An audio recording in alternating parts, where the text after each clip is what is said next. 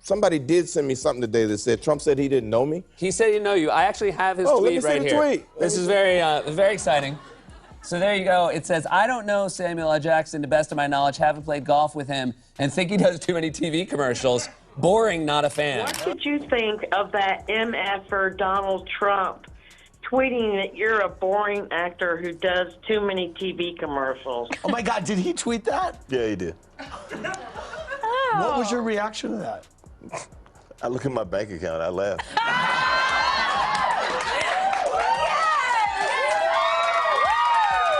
Speaking of which, the #1 question for you was, what's in your wallet? My wife's hand. Ask you about Donald Trump. You are in a feud with Donald Trump right now. Do you know this? No, I don't. Because this is very exciting.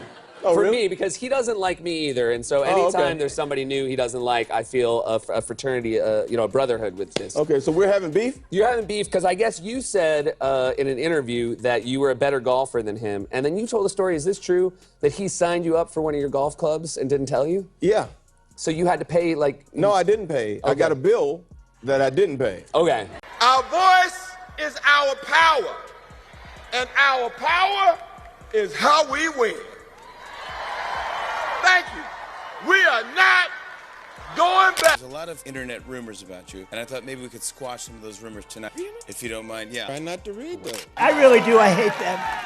I cannot stand them. With all of the things we did with the tax cuts and rebuilding our military, not one Democrat voted for us. And I think we use it in the campaign that's coming up, the midterms, because we got to beat them. But all of the things that we've given, and they wouldn't vote only because they hate Trump. But I hate them too, you know that? So it's sort of, I really do, I hate them. I cannot stand them. One quick question about a little kerfuffle that you and Donald Trump are in. I just wanted to know, are you surprised that this has become a thing in the press? Is it a thing in the press? No, it's not. Tell me it's not.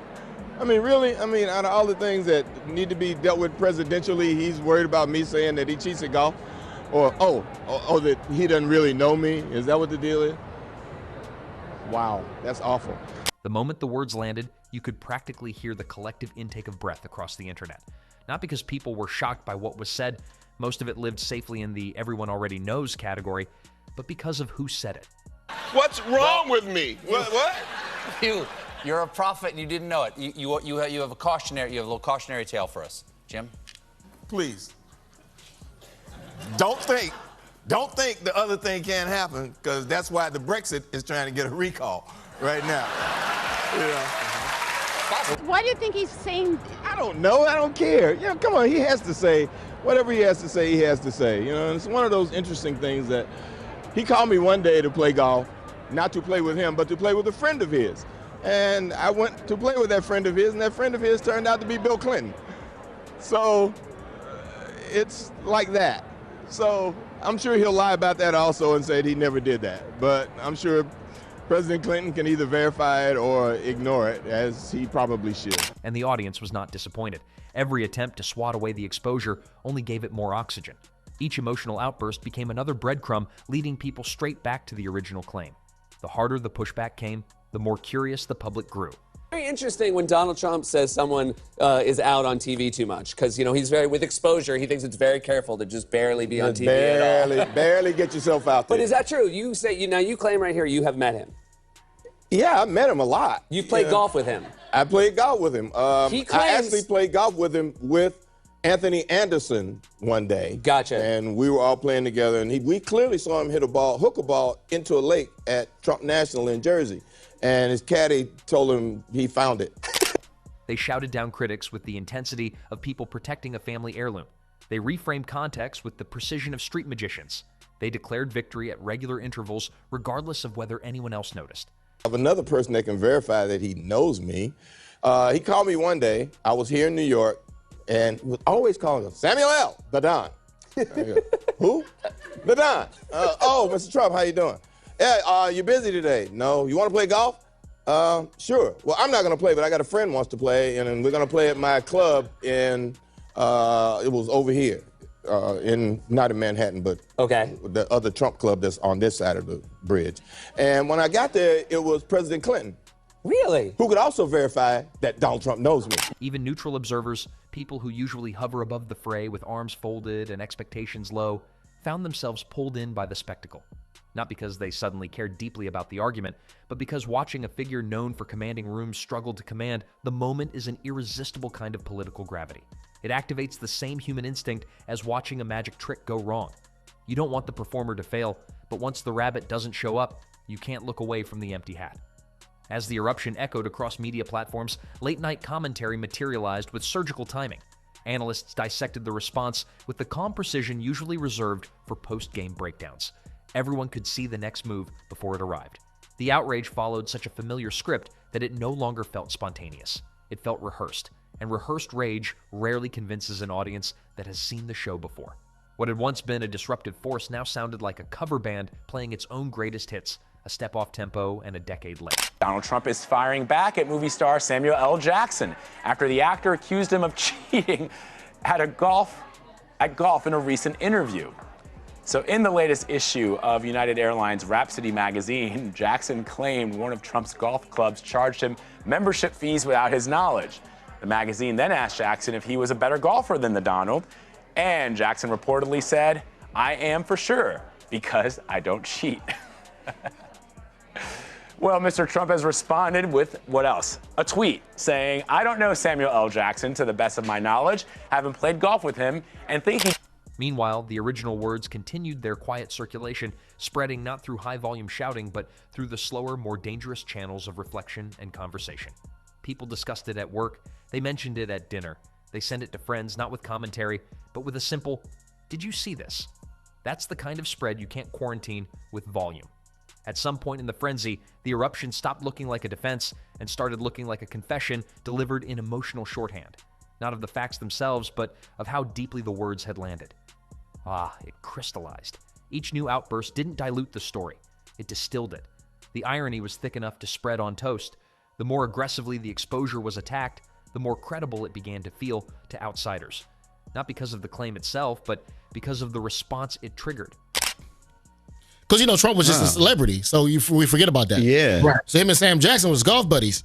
And when he first he was saying he was running for president, remember everybody still thought it was a joke. Yeah. So people was talking shit like, why he can't be president. Yeah. And Sam Jackson said, this nigga cheats at golf every week. There's no way he could be the president. And so they've been beefing literally since that moment. So the pettiness, so that was more trolling. Perfect. Wow, that's crazy. There is a unique credibility that comes from provoking uncontrolled behavior in powerful people. It's the credibility of consequence. Public perception is a strange creature. It doesn't move on logic alone. It responds to rhythm, tone, and emotional authenticity. The crowd recognized the difference instinctively. Eventually, fatigue began to set in, not from the exposure, but from the eruption itself. The outrage machine can only run so hot before it starts to eat its own gears. And in that quieter processing, the exposure landed its deepest blow. Because when the noise fades, what remains is the memory of who lost control. The dust didn't settle neatly. It never does. Instead, it drifted, coating the entire episode in a thin layer of aftertaste, part humor, part discomfort, part political fatigue. The eruption became a reference point, not a breaking news item. A new entry in the growing volume titled Moments That Accidentally Said More Than Intended. Long after the last all-caps reaction scrolled off screens, the contrast remained. A single statement delivered without spectacle had triggered a multi-day cascade of chaos. Donald Trump proving that even though he is running for president, there is no Twitter feud that is too small for him. So actor Samuel L. Jackson was asked in an interview, who's a better golfer, he or Trump? Okay, so Jackson responded by saying, "Oh, I am, for sure. I don't cheat." Trump apparently caught wind of this and did what he normally does when he gets annoyed by somebody, and he took to Twitter. And Trump tweeted here, "I don't know Samuel L. Jackson, to the best of my knowledge. I haven't played golf with him and think he does too many TV commercials. Boring. Not a fan." Oh my gosh, later Trump must have remembered tweeting, "I don't cheat at golf, but Samuel L. Jackson cheats with his game." That asymmetry told its own story more loudly than any argument could. Power is most convincing when it doesn't flinch. When it flails, people start counting the cracks, and the cracks were now counted. In the end, the eruption didn't undo the exposure, gifted it, turned it from a remark into a moment. The attempt to crush the narrative only polished it. There's an old paradox in public life. Trying to silence a message is the most reliable way to put it on the loudspeaker. This episode didn't just prove the rule, it engraved it. The funniest part, the truly comic undercurrent beneath all the fury, was how unnecessary the eruption had been. A quieter response might have starved the story into obscurity. Instead, it was fed premium attention, front row seating, and an audience that now knew exactly where to look. That's not just irony. That's self-sabotage with a marching band. And so the internet moved on, as it always does, dragging this moment behind it like a trophy of collective astonishment. The exposure still circulates quietly, the eruption now preserved as a cautionary side note in digital museums of public meltdowns. Not as a triumph, not even as a scandal, but as a reminder that sometimes the loudest explosions don't destroy the threat.